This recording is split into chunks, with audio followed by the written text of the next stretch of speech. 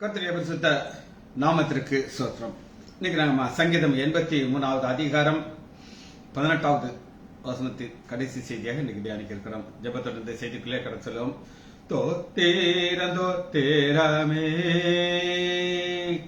தோத்தேரமே இயேசு சுவாமிக்கு தோத்தேரமே தோஷியானை ரட்சித்த பாரிசுத்தர்க்கு தோத்திரமே தோஷியானை ரட்சித்த பாரிசுத்தர்க்கு தோத்திரமே கோடா கோடி தூதர்கள் சபை கூடி நடனமாடி கோடா கோடி தூதர்கள் சபை கூடி நடனமாடி பாடி அம்மை துதிக்க அடியானம் அம்மை துதிப்பேன் பாடி அம்மை துதிக்க அடியானம் அம்மை துதிப்பேன் கண்ணீர் கீதம் பாடி எங்கள் மனவன்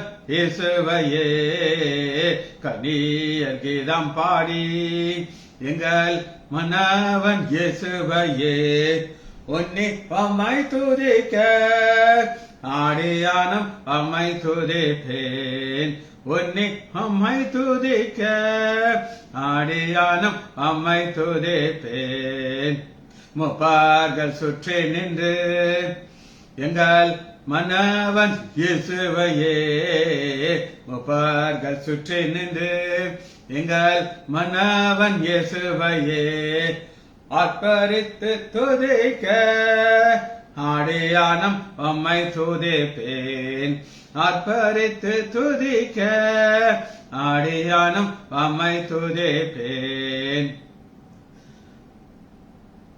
பரிசுத்தவான்கள் சங்கம் எங்கள் பார்த்திபன் இயேசுவையே பரிசுத்தவான்கள் சங்கம் எங்கள் பார்த்திபன் இயேசுவையே பாடி அம்மை துதிக்க ஆடியானம் அம்மை துதிப்பேன் பாடி அம்மை துதிக்க ஆடியானம் அம்மை துதிப்பேன் ஆயிரம் நாவிருந்தால் உம்மை பாடியே தோத்தரிப்பேன் ஆயிரம் நாவிருந்தால் உம்மை பாடியே தோத்தரிப்பேன் அவையிலே நிறைந்து அந்தன் அண்ணலிடம் சொல்லுவேன் அவையிலே நிறைந்து அந்தன் அண்ணலிடம் சொல்லுவேன் தாழ்த்தி தலைகோனிந்து ரத்த சாட்சிகள் கூட்டமெல்லாம் தாழ்த்தி தலைகோனிந்து ரத்த சாட்சிகள் கூட்டமெல்லாம் போற்றி அம்மை துதிக்க ஆடியானம் அம்மை துதிப்பேன் போற்றி அம்மை துதிக்க ஆடியானம் அம்மை துதிப்பேன் கேருபீன் சேராபீன்கள் வடு செட்டையினால் மோடி கேருபீன் சேராபீன்கள் வடு செட்டையினால் மோடி நீராய் அம்மை துதிக்க நீதன் நானும் அம்மை துதிப்பேன் நீராய் அம்மை துதிக்க நீதன் நானும் அம்மை துதிப்பேன் வனாதி ஜோதியெல்லாம் தேவ மைந்தனையே போற்றி வனாதி ஜோதியெல்லாம் தேவ மைந்தனையே போற்றி ஞானத்திலே துதிக்க ஆடியானம் அம்மை துதிப்பேன். இயேசுவின் நாமத்தினாலே ஜெபங்கள் பிதாவே ஆமென். கர்த்தருடைய பரிசுத்த நாமத்திற்கு ஸ்தோத்திரம். சங்கீதம் 83வது அதிகாரம் லாஸ்ட் பார்ட் கடைசி வசனத்தை இன்று நாம் தியானிக்க இருக்கிறோம். சங்கீதம் 83வது அதிகாரம் 10வதாக இந்த செய்தியை பார்த்து இந்த முடிக்க இருக்கிறோம். ஆசாப் சங்கீதம் பிராக்கெட்ல ஆசாப் ஒரு தீர்க்கதரிசி. தீர்க்க தரிசனமாக அவர் இன்று உள்ள காலத்தை அவர் பார்க்கிறார். இன்னைக்கு நடக்கிற காரியங்கள் அருமையாக பார்த்து ஒரு ஜெபம் பண்ணுகிறார், ஆண்டவர் நோக்கி ஜெபிக்கிறார். அந்த ஜெபத்திற்கு ஆண்டவர் இன்று நம்முடைய காலத்துல பதில கொடுக்கிறார். ஆச்சரியமாக. சரி, இப்ப அவர்களுடைய நோக்கம் என்ன அப்படின்னு கேட்டீங்கன்னா, சங்கீதம் 83வது அதிகாரம் 4வது வசனம். அவர்கள் இனி ஒரு ஜாதியா இராதபடி இஸ்ரேல் என்னும் பேர் இனி நினைக்கப்படாததற்கு நாம் அவர்களை அதம் பண்ணுவோம் வாருங்கள். யார் நாம்? இதற்கு இங்க இஸ்மவேல் இருக்குது, மோவாபியர் இருக்குது, 6, 7, 8. ஆனா இன்னைக்கு இவர்கள் பெயர்கள்லாம் மாறிடுச்சு. அன்னைக்குள்ள எல்லாம் மாறி நம்ம ஆண்டவர் சொல்ற, இன்று காணும் எகிப்தியரை நீ காணவே மாட்டேன்றார். எகிப்தியர்லாம் இருக்காங்க, ஆனா ஒரிஜினல் அவங்க கிடையாது. சரி, இப்ப ஒரு 10 ராஜ்யங்கள் நம்ம பேர் சொல்றேன், நீங்க எழுதிக்கணும். நம்பர் 1 எகிப்து. எகிப்து தேசம் இருக்கு, எகிப்தியர்கள் கிடையாது. சிரியா, இதுதான் முக்கியம். Lebanon, Jordan, Saudi Arabia, Kuwait, Oman, Qatar, Somalia, ஐக்கிய அரபு எமிரேட். 10. இந்த 10 பேர்கள்ல ரொம்ப முக்கியமானது 2 நபர்கள். இந்த 2 நபரையும் ஆண்டவர் அழிச்சிட்டார். இவர்கள் அடுத்த ஒரு பிரச்சனை என்ன அவங்க செய்தார்கள் அப்படின்னு கேட்டீங்கன்னா, சங்கீதம் 83வது அதிகாரம் 12 தேவனுடைய வாசஸ்தலங்களை எங்களுக்கு சுதந்திரமாக நாங்கள் கட்டிக்கணும் என்று சொல்லுகிறார்களே. அந்த ஆசாப் இருதயத்தை உடைச்சிருச்சு. இப்படி சொல்றாங்களே, இவங்களை ஆண்டவரே நீங்க இவங்களை சும்மா விடக்கூடாதுன்ட்டு நம்ம பார்த்தோம், இவங்களை என்ன செய்யணும்னு சொல்லி பார்த்தோம். ஆனா கடைசியாக 18வது வசனத்துல அவர்கள் என்றென்றைக்கும் வெட்கி கலங்கி நாணமடைந்து அழிந்து போவார்கள். நான் குறிப்பா சொல்லிட்டேன், இதெல்லாம் உங்களுக்கு நடக்கணும் ஆண்டவரே. நம்பர் 1 வெட்கப்படும், ஷேம். இப்படி செஞ்சிட்டீங்களா ஐயா, வெட்கப்படும். நம்பர் 1 கலக்கம் அடையும். கலக்கம்னா நம்ம வாழ்க்கையில ரொட்டீனா போயிட்டு இருக்கு, சின்ன சின்ன பிரச்சனை வரும் இல்லை நான் சொல்ல, ஆனா கலங்க மாட்டோம். 3வது நாணம், அழிந்து போற. இந்த 4 காரியத்தையும் ஆண்டவர் இன்று நடத்தி கொண்டு இருக்கிறார். ரைட் நவ் நம்முடைய காலத்துல குறிப்பாக இந்த ஒரு 10 நாளைக்குள்ளே இது நடந்துருச்சு. என்னென்ன நடந்துச்சு அப்படின்னு பார்ப்போம். 2 தேசத்தை நான் இப்போ உங்களுக்கு காட்டுறேன். 10 நான் உங்களுக்கு வாசிச்சேன். எகிப்து 1, 2வது சீரியா, 3வது லெபனான், 4வது ஜோர்டான், 5வது சவுதி அரேபியா, 6வது குவைத், 7 ஓமன், 8 கத்தார், 9 சோமாலியா, 10 ஐக்கிய அரபு எமிரேட்ஸ். இதுல ஆண்டவர் 2 தேசத்தை பிடிச்சாரு, 2ஐயும் வித்தியாசமா டீல் பண்ணிட்டாங்க.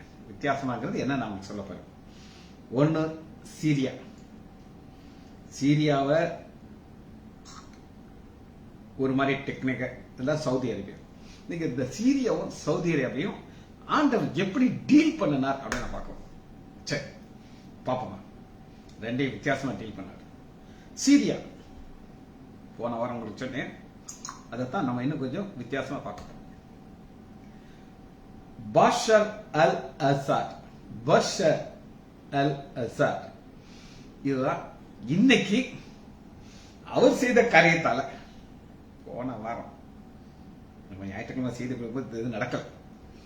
அவர் செய்த காரியத்தினால என்ன நடந்துச்சுன்னா 18 அவர்கள் என்றென்றைக்கும் எவர் என்றென்றைக்கும் இங்க முக்கியமா பார்த்துக்கணும்.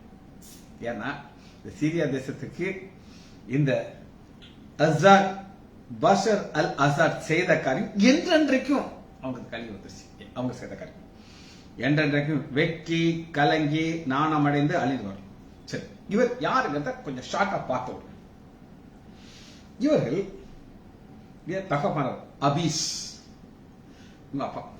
இவர் ஒரு பவர்ஃபுல் மேனா இருந்தவர். அன்னைக்கு இருந்த ஒரு 50 வருஷத்துக்கு முன்னாடி 1960 சீரியாவுடைய ஆட்சி கலைக்கப்படுகிறது. இவர் என்ன பண்ணார் அப்படின்னு கேட்டீங்கன்னா, ராணுவத்துடைய ஹெல்ப்போட அந்த பவருக்கு வந்துட்டார். வந்து இனி எலெக்ஷன்லாம் கிடையாது, நான் தான் ராஜா, நான் வச்சதான் சட்டம் அப்படின்னு கொண்டு வந்துட்டார். இவர் ஷியா அப்படின்னு ஒரு பிரிவை சேர்ந்தவர். ஷியா இந்த பாஷ் அல் அசாருடைய அப்பா அபிஸ். முஸ்லிம்ல 2 வகையான கூட்டம் இருக்கிறாங்க. ஒன்னு ஷியா, இன்னொன்னு சுனி. இது 2 ஒரு வித்தியாசமான ஆப்போசிட்டான மக்கள். எல்லாரும் முஸ்லீம் மாதிரி இருப்பாங்க, ஆனா வித்தியாசமா இருப்பாங்க. 2 ஆப்போசிட். இவர் ஷியா பிரிவை சேர்ந்தார். ஆனா சீரியால 90% யார் அப்படின்னு கேட்டீங்கன்னா சன்னி பிரதேசம். 90% சன்னி சேர்ந்தவர்கள். ஆனா இவங்க வந்து மைனாரிட்டி. அதனால இவங்க அப்பா என்ன பண்ணார் அப்படின்னு கேட்டீங்கன்னா, முக்கியமான பொறுப்பு டாப் அபிஷியல்ஸ் எல்லாமே ஷியா தான், சன்னியை விட மாட்டாங்க. ஆனா செகண்ட், உதாரணத்துக்கு ஒரு மினிஸ்டர் இருக்கார், ஃபைனான்ஸ் மினிஸ்டர். அது யாருக்குன்னா ஷியா தான் இருக்கணும். ஆனா அவருக்கு கீழே பாத்தீங்களா அசிஸ்டன்ட், உதவி, அந்த அது எல்லாத்தையுமே இந்த ஷியா சுன்னி கொடுத்துருவார்.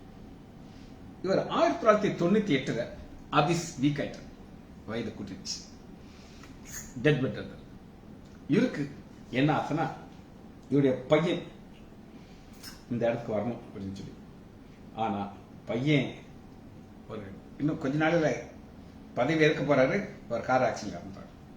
அதனால பஷார் அல் அசார் இவர் ஒரு பல் டாக்டராக இங்கிலாந்து தேசத்துல ஒரு முஸ்லீம் பண்ண கல்யாணம் கட்டிட்டு சந்தோஷமா இருந்தார். இவர் ஒரு பொலிட்டிஷியனே கிடையாது, அவருக்கு அதுக்கு சம்பந்தமே கிடையாது. அப்படி இருக்கிற நேரத்தில் 2000 அப்பா மறிக்கிறார். நான் ரட்சிக்கப்பட்ட வருஷம் வச்சுக்கோங்களேன், ரட்சிக்கப்பட்ட. அப்ப என்ன செய்யறாங்கன்னா, பஷார் அல் அசாத நல்லா படிச்சவரு, இவரை என்ன செய்யறாங்க, திரும்ப இந்தியா சீரியாக்கு வாப்பா, நீ பொறுப்படுத்தக்கோ அப்படிங்கிறார். இவர் வந்த உடனே அந்த ஊர் மக்கள், சீரியா மக்கள் எல்லாமே ஒரு பெரிய ஒரு எதிர்பார்ப்பு இருந்துச்சு. என்ன எதிர்பார்ப்பு இருந்துச்சு அப்படின்னு கேட்டீங்கன்னா, ஒரு வாலிபர், படிச்ச பையன், ஒரு டாக்டரா இருந்தாரு, நம்ம தேசத்தை அதே ஒரு உயர்வுக்கு கொண்டு வந்துருவாங்கன்னு எதிர்பார்ப்பாங்க. ஆனா நடந்தது என்ன அப்படின்னு கேட்டீங்கன்னா, இவரு அப்பா செகண்ட் கிளாஸ் கொடுத்து வச்சிருந்த சன்னி எல்லாத்தையும் தொடர்ந்து விட்டுட்டு 100% ஷியா தான் இருக்கும், அந்த மாதிரி ஆகிட்டார். அடுத்து பணம் சம்பாதிக்கிறது, பல வகையான கார்கள் வாங்குறது, ஆடம்பரமான வாழ்க்கை, அரண்மனையில் வாழ்ற வாழ்க்கை, இதை வாழ்க்கை டைம் பாஸ். இந்த நேரத்தில் என்ன நடக்குது அப்படின்னா,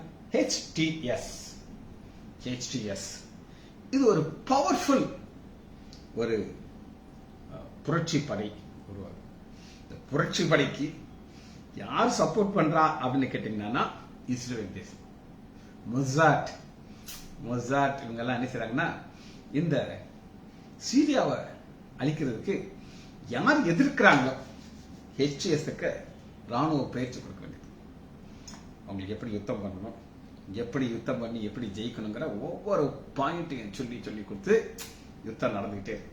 யாருக்கு யாருக்கும் அப்படின்னு கேட்டீங்கன்னா, பஷார் அல் அசாருக்கும் ஹெச்டிஎஸ்க்கும் யுத்தம் நடந்துகிட்டே இருக்கு. இப்ப யுத்தம் நடக்க நடக்க நடக்க என்ன நடக்குது அப்படின்னு கேட்டீங்கன்னா, பவர் கூடிக்கிட்டே போகுது ஹெச்டிஎஸ். ஏன்னா இங்கிலாந்து தேசம்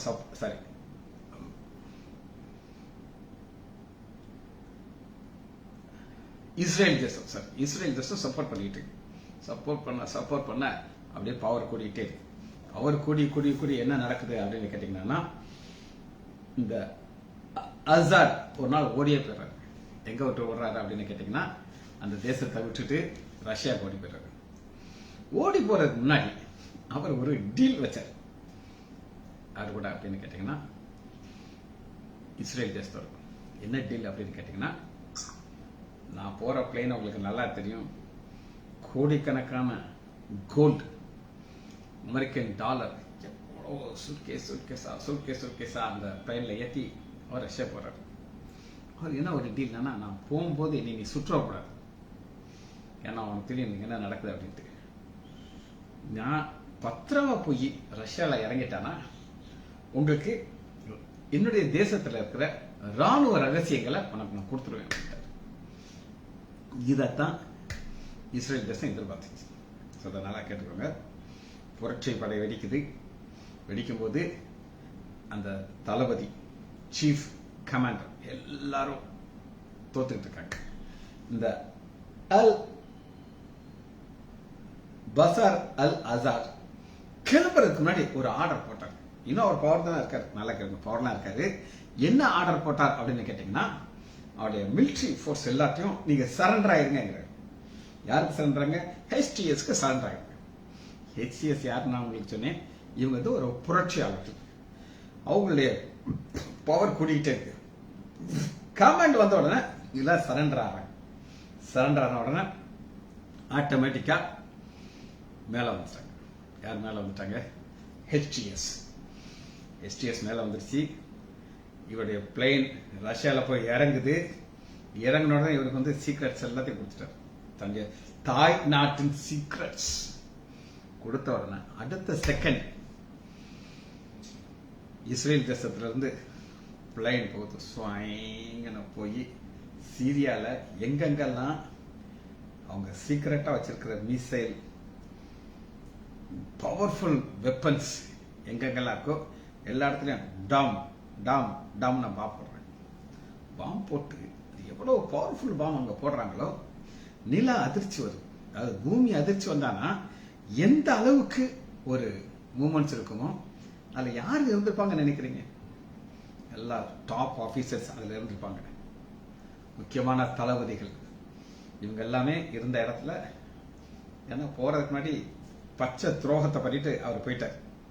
பாம் போட்டு இப்ப இஸ்ரேல் தேசத்துக்கு அகேன்ஸ்டா இருந்த 10 தேசத்துல முக்கியமான தேசம் அழிஞ்சு போச்சு. இனி இந்த மாதிரி முக்கியமான எல்லாத்தையும் அழிச்சாச்சுன்னா இனி இவங்களால திரும்ப வார் ஸ்டார்ட் பண்ணவே முடியாது. எனக்கு எல்லாமே காலி போச்சு. சரி, இது ஒரு பக்கம். ரெண்டாவது ஆண்டவர் என்ன செய்யறாங்க அப்படின்னு கேட்டீங்கன்னா, அரேபியா, சவுதி அரேபியா. இந்த சவுதி அரேபியா என்ன செய்யறாங்க அப்படின்னு கேட்டீங்கன்னா, அதுல ஒரு யூத் இளைஞன். யூத்னா இப்படி ஒரு யங் பர்சன் நீங்க பார்க்க முடியாது. அவர் தான் பிரின்ஸ். எதுல பிரின்ஸ்? Saudi Arabia. இந்த சவுதி அரேபியா பிரின்ஸுக்கு ஒரு வசனத்தை ஆண்டவர் இப்ப நிறைவேற்றி காட்டுகிறார். அது என்ன அப்படின்னு கேட்டு எசேக்கியேல் 38வது அதிகாரம் 12வது வசனத்தை நான் உங்களுக்கு வாசிக்கிறேன். 12வது வசனம். இப்ப கரெக்டா ஒரு வருஷத்துக்கு முன்னாடி காசா, உங்களுக்கு எல்லாரும் தெரியும், காசால இருந்து தீவிரவாதிகள் வந்து சும்மா இருந்த இஸ்ரேல் தேசத்தை தாக்குனாங்க. உங்களுக்கு எல்லாம் 1 இயர் முன்னாடி எல்லாத்தையும் சிறைப்படுத்திக் கொண்டு போனாங்க. பெண்களை கற்பழிச்சு எல்லாரையும் கொன்னு அந்த யுத்தத்தை அவங்க ஸ்டார்ட் பண்ணினாங்க. அந்த ஸ்டார்ட் பண்ணதை பைபிள் எவ்வளவு தெளிவாக அன்னைக்கு இஸ்ரேல் தேசத்துல அமைதியா இருந்துச்சு. வாசிப்போமா? எசேக்கியேல் 38வது அதிகாரம் 12வது வசனத்துல, நான் கொள்ளையிடவும் சூறையாடவும் மதில் இல்லாத கிடக்கிற கிராமத்து தேசத்திற்கு விரோதமாக போவேன். மதில் இல்லாத கிடக்கிற தேசம் அப்படின்னா என்ன அர்த்தம்னா சமாதானமா இருக்கிற இடம். யாரு மதில் போட்டு டாப் போட்டு கெட்டுவாங்க அப்படின்னு கேட்டீங்கன்னா ரொம்ப பயப்படுறவங்க தான். ஆனா இவங்க சமாதானம் இருக்காங்க. நிர்விசாமாய் சுகத்தோடு குடியிருக்கிறவர்கள் மேல் வருவேன். இதுதான் இஸ்ரேலுடைய அமைப்பு. பீஸ்ஃபுல்லா இருந்துச்சு. எங்கேயும் யுத்தமே இல்லை. இப்போ நான் சொல்ல ஒரு வருஷத்துக்கு முன்னாடி அவ்வளவு ஒரு பீஸா இருந்துச்சு. அவர்கள் எல்லோரும் மதில் இல்லாமல் குடியிருக்கிறார்கள். இந்த மதில்ங்கிறது என்ன? ஒரு கோட்டை. எப்ப கோட்டை கட்டுவாங்க சொல்லுங்க பார்ப்போம். எப்ப யுத்தம் வருது, எங்களுக்கு ஆபத்து வருது, கோட்டை போடும். ஆனா கோட்டை மதில் இதெல்லாம் கோட்டை கிடையாது உங்களுக்கு. அவர்கள் தாழ்பால் இல்லை கதவுகள் இல்லை. தாழ்பால் இல்லை கதவுகள் இல்லை என்றாய் அப்படின்னா பீஸ்ஃபுல் லைஃப். இப்படி இருந்த இஸ்ரேலுக்கு விரோதமாக தான் காசா யுத்தத்தை ஆரம்பிச்சிச்சு. யுத்தத்தை ஆரம்பிச்சு அந்த யுத்தம் கூடி ஒரு வருஷமாக யுத்தம் நடந்துகிட்டே இருக்குது. இப்ப ஆண்டவர் 2 சுவிட்ச் ஆஃப் பண்றாரு. ஒண்ணு நான் ஏற்கனவே சொன்னேன், சீரியாவுக்கு செஞ்சது வேற. இப்ப சவுதி அரேபியாவுக்கு வேற மாதிரி அதை டீல் பண்றாரு. ஆண்டவர் பயங்கரமான ஆண்டவர். நம்ம நினைக்கிறதற்கும் எண்ணுவதற்கும் பயங்கரமாக அவர் செய்கிற காட்சிகள் எல்லாம் பார்த்தா நம்மளால் நம்பவே முடியாது. சரி, அது என்னன்னு தொடர்ந்து தியானிக்க போயிடும். இப்ப 13வது வசனத்துல இதை யார் பேசுறாங்கிறதுல கேட்டீங்கன்னா, சவுதி அரேபியா ராஜா தான் இத பேசுறாரு. பிரின்ஸ். நீங்க யூடியூப்ல பாத்தீங்கன்னா டாலா இருக்காரு, ஃபேர், தாடி வச்சிருக்கிறாரு, நடந்து போறப்ப ராஜ நட நடக்கிறார். இவங்களுடைய அப்பா, தாத்தா, முப்பாட்டனார்கள் எல்லாருமே இஸ்ரேல் தேசத்தை எதிர்த்தாங்க. நல்லா கேட்டுக்கோங்க. இவர் மாத்திரம் இவருக்கான ஒரு புது இருதயத்தை கொடுத்துட்டு அந்த இருதயத்துல இருந்து அவர் எப்படி உலகத்தை பார்க்கறாங்கிறது நம்ம பார்க்க போறோம். சரி, சவுதி அரேபியா முதல் அந்த வசனத்தை வாசிக்க. எசேக்கியேல் 38வது அதிகாரம் 13 வசனம் 12 உங்களுக்கு வாசிச்சு 13 வாசிக்கிறாங்க.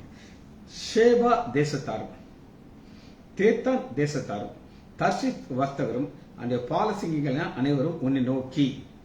இது யார் அப்படின்னு கேட்டீங்கன்னா, இப்ப நான் உங்களுக்கு காமிச்சேன். ஒரு 10 தேசத்தை உங்களுக்கு வாசிச்சேன். திரும்ப வாசிக்கிறாங்க. இவங்க எல்லாமே இஸ்ரேல் தேசத்தை சுத்தி இருக்கிறாங்க. இவங்க தான் இஸ்ரேல் தேசத்தை அழிக்கணும்னு ஒரு முடிவோடு இருக்கிறாங்க.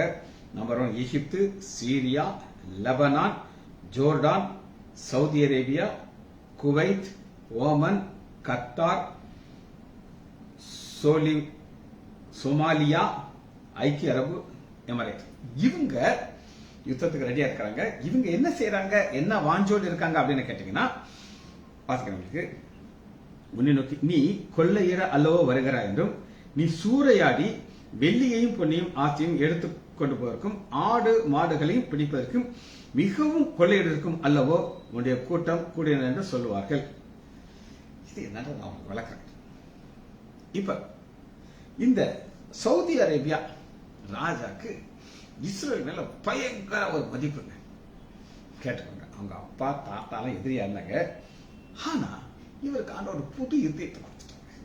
ஏன்னா ராஜாக்களுடைய இருதயம் அவருடைய கரங்கள்ல இருக்கிற நீர்க்கால்களை போட்டு அது எந்த டைரக்ஷனாலும் மாற்றம். இது எப்படி டைரக்ஷன் மாத்திருக்காரு அப்படின்னு நீங்க கேட்டீங்கன்னா, இந்த சவுதி அரேபியா உடைய பிரின்ஸ் என்ன நோக்கம் அப்படின்னு கேட்டீங்கன்னா, அவருடைய ஒரே ஒரு நோக்கம் என்னன்னா, சவுதி அரேபியா பெஸ்டா இருக்கும். இந்த சீரியா உடைய தலைவர், உன் தேசம் என் தேசம் எக்கேடு கேட்டா போன நான் தப்பிச்சு ஓடி போயிடுவேன் என்று ஓடி போயிட்டார். ஆனா இவர் அப்படி ஆப்போசிட்டான மனுஷன். அவருடைய ஒரே ஒரு நோக்கம் என்ன அப்படின்னு கேட்டீங்கன்னா, என்னுடைய சவுதி அரேபியா பெஸ்டா இருக்கும். எங்க மக்கள் ரொம்ப சந்தோஷத்தோடும் செழிப்போடும் ஆசீர்வாதத்தோடும். இதுக்கு இவர் வெக்கப்படவே இல்லை. வெக்கப்படாம இஸ்ரேல் தேசத்துல போய் கை நீட்டார். என்ன கை நீட்டார் அப்படின்னு கேட்டீங்கன்னா, இஸ்ரேல் தேசத்தை தான் பாலைவனத்தை ட்ரிப் இரிகேஷன் மூலமாக சோலைவனமாக மாற்றினாங்க. இவருடைய சவுதி அரேபியா பெரிய ஏரியா. அவருக்கு என்ன ஆசைன்னா, நாங்க எங்க தேசம் பஞ்சம் பட்டினி வரக்கூடாது. உலகம் முழுவதும் பஞ்சம் வரும், ஆனா எங்க தேசத்துல பஞ்சம் வரக்கூடாது. அதுக்கு இஸ்ரேல் தேசத்து சயின்டிஸ்ட் எங்களுக்கு உதவி செய்யணும்னு கை நீட்டார். அவங்க எப்படியெல்லாம் அவங்க ட்ரிப் இரிகேஷன் பண்ணாங்களோ அதே டெக்னாலஜியை இந்த சவுதி அரேபியாவுக்கு சொல்லிக் கொடுக்குறாங்க. அது மாத்திரம் கிடையாது, எரிபொருள் ஃபியூல். இந்த மெடிட்டரேனியன் கடல், இது இஸ்ரேல் தேசத்துக்கு சொந்தமான மெடிட்டரேனியன் கடல். அந்த மெடிட்டரேனியன் கடல்ல மேக்சிமம் உள்ள தாது பொருட்கள் உள்ள இருக்கு. கருப்பு தங்கம், குரூட் ஆயில். இந்த குரூட் ஆயில வச்சுதான் இந்த உலகம் முழுதும் இந்த பணக்காரங்க இவங்களும் என்ன செய்யறாங்க, அந்த குரூட் ஆயிலை எடுத்து அதன் மூலமாக பயங்கரமாக பணம் சம்பாதிக்கிறாங்க. இப்படி வந்துகிட்டே இருக்குது. மாத்திரமல்ல, இது கருப்பு தங்கம், உண்மையான தங்கமும் இருக்குது எங்க இஸ்ரேல் தேசத்துல. அந்த இடத்தெல்லாம் கண்டுபிடிச்சு அங்க அதெல்லாத்தையும் எடுத்து இஸ்ரேல் தேசம் இன்னும் ரிச் ஆகிட்டு இருக்கு.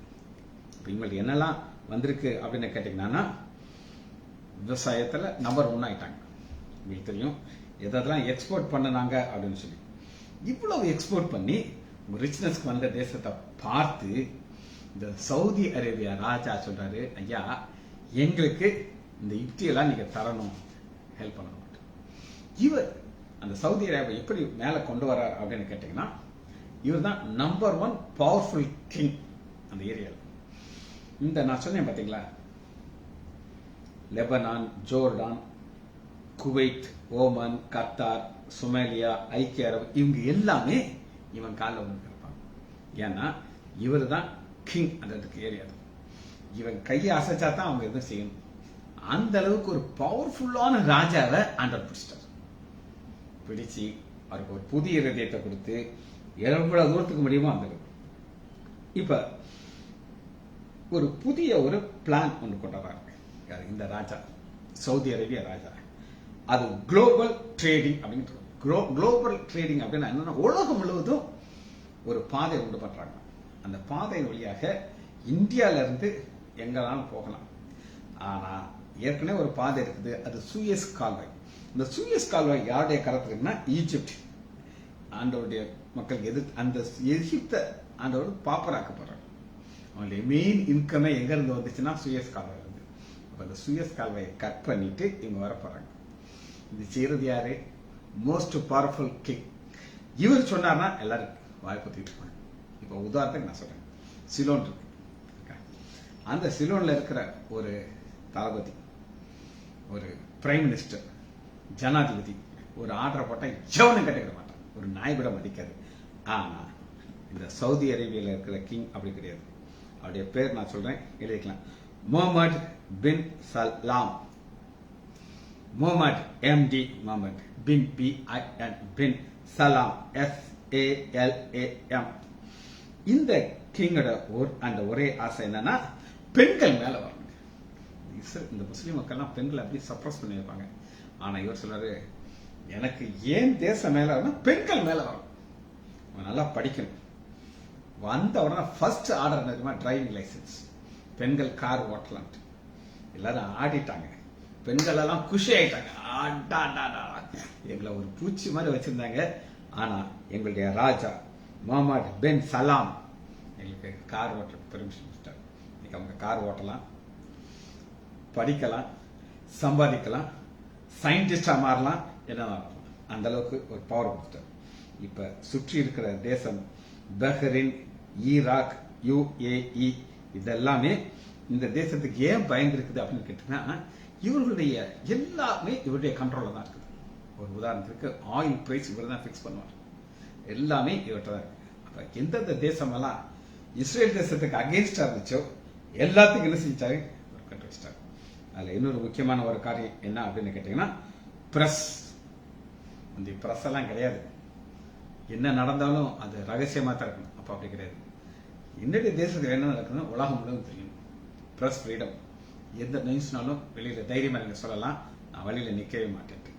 இப்ப இந்த சீரியாவை அழிச்சதுனால இஸ்ரேல் தேசத்துக்கு ஒரு பெரிய ஒரு பிளஸ் என்ன கிடைச்சது அப்படின்னு கேட்டீங்கன்னா, இந்த சீரியா தான் ஒரு பார்டர்.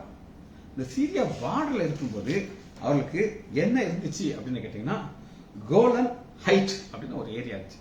கோலன் ஹைட் என்ன அப்படின்னு கேட்டீங்கன்னா, ஒரு உதாரணத்துக்கு நான் சொல்றேன். இந்த கோலன் ஹைட் இந்த பக்கம் இஸ்ரேல் தேசம் இருக்கு, இந்த பக்கம் சீரியா. இந்த கோல்டன் ஹைட் யாருக்கு சொந்தமா இருந்துச்சுன்னா சீரியாக்கு சொந்தமா இருந்துச்சு. ஆனா யுத்தத்துல இவங்க என்ன செஞ்சாங்க, போய் இதை பிடிச்சிட்டாங்க கோல்டன் ஹைட். இந்த கோல்டன் ஹைட்டை பிடிச்சு அவங்களுக்கு சொந்தமா மாறிடுச்சு. இப்ப இது ஒரு காமன் இடமா மாறிடுச்சு அந்த கோல்டன் ஹைட். யாருக்கு? சீரியாவுக்கும் இஸ்ரேலுக்கும். இப்ப சீரியாவே ஒண்ணுலாம் ஆகி போச்சு. ஆனா இந்த கோல்டன் ஹைட் யாருக்கு சொந்தமாயிருச்சு? இஸ்ரேலுக்கு சொந்தமாயிருச்சு. அது அவங்களுக்கு ஒரு பெரிய ஒரு வெற்றி. ஏன் வெற்றி அப்படின்னு நீங்க கேட்டீங்கன்னா, இந்த சீரியா இருக்கு பாத்தீங்களா, இந்த சீரியாவின் வழியாகத்தான் யார் யாரெல்லாம் இந்த இஸ்ரேல் தேசத்தை எதிர்க்கிறாங்களோ, சண்டை போட வர்றாங்களோ, இந்த அந்த அவங்களுக்கு விரோதமாக இருந்த ஹஸ்புல்லா, எந்தெந்த பெரிய பெரிய டாப் பீப்புள் இருக்காங்களோ அவங்க வெப்பன் எல்லாமே இந்த வழியா தான் பண்றாங்க. அவங்க எங்க வந்து சேர்ந்துருவாங்க, சீரியாவுக்கு வந்துடுவாங்க. சீரியாவுக்கு வந்த உடனே அங்க இருந்து கோல்டன் ஹைட் வழியாக உள்ள வந்துடுவாங்க. அப்படி வந்து இவ்வளவு நாளும் இஸ்ரேல் தேசத்துக்கு தலைவலியா இருந்த இடத்த ஆண்டவர் அவங்க சொந்தமா மாத்திட்டாங்க. திரும்ப சொல்றேன், அந்த ரெண்டு காரியத்தை செய்தாங்க. பஷர் அல் அசாட் இதுல ஒரு பவர்ஃபுல் மேன், உயிருக்கு பயந்து சீரியா தேசத்தை விட்டு ஓடுறான். ஓடும்போது சும்மா ஓடாம இஸ்ரேல் தேசத்துக்கு அவனுடைய ரகசியத்தை எல்லாம் கொடுத்துட்டான், ராணுவ ரகசியத்தை. ஓடி போன உடனே எல்லாத்தையும் பாம் போட்டு இந்த சீரியா தேசத்தை ஒரு மைனஸ் ஆக்கிட்டாங்க. அதே நேரத்தில் சவுதி அரேபியாங்கிற ஒரு இன்னும் பெரிய தேசத்தை ஆண்டவர் கொடுத்தாரு. அவங்க க்ளோஸ் ஆயிருக்காங்க. இந்த அமெரிக்கன் பிரசிடென்ட் டொனால்ட் ட்ரம்ப் உங்களுக்கு தெரியும். இந்த ட்ரம்ப் இப்ப முந்தி ஒரு போன வருஷத்துக்கு வந்தது, அவர் பவர்ல இருந்தார். அப்ப இருக்கும் போதே இந்த தேசத்தோட அவ்வளவு நெருங்கின ஃப்ரெண்ட்ஷிப்போட இருந்தார். இப்படி செய்த ஆண்டவர் என்ன ஒரே ஒரு காரியம் என்னன்னா, வெட்கி அவர்கள் என்ன செய்யணும், என்றென்றைக்கும் எவன் நீ சீரியால தலையே எடுக்க முடியாது. இப்ப அன்னைக்கு ஆசா பண்ணின ஜெபத்தை நம்முடைய காலத்துல என்ற வெட்கமா இருக்குமா இருக்காத ஏன்யா இவ்வளவு நானும் உனக்கு ராஜாவா இருந்தது போகும்போது சீக்கிரட்டெல்லாம் கொடுத்துட்டு போகணும். வெட்கி கலக்கம். இனி அடுத்து என்ன செய்யணும்? என்ன நடக்க போது? உலகமே கலக்கி கொண்டு நாணம் அடைந்து அழிந்து போய்விட்டார்கள். ஜெபிச்சு முடிப்போமா? மகா இரக்கமும் கிருபையும் உள்ள பிதாவே உம்மை துதிக்கிறோம் ஐயா. நாங்கள் வாசிக்கிற சத்தியத்தை கேட்கும்போது எங்களுக்கு இவ்வளவு உற்சாகமா இருக்குது ஐயா. நாங்கள் சேவிக்கிற எங்கள் தேவன் ஜீவனுள்ள தேவனாக இருந்து எங்களுடைய காலங்களே ஐயா ஆசாப்புடைய ஜெபத்திற்கு பதிலை தந்து எனக்கு ஒரு உற்சாகத்தை தருவதற்காக நன்றி. பிள்ளைகள் ஒவ்வொருவரையும் என் ஆண்டவராகிய இயேசு கிறிஸ்துவின் நாமத்தினாலே ஆசீர்வதிக்கிறேன். இயேசுவின் நாமத்தினாலே ஜெபங்கள் பிதாவே. ஆமேன், ஆமேன், ஆமேன்.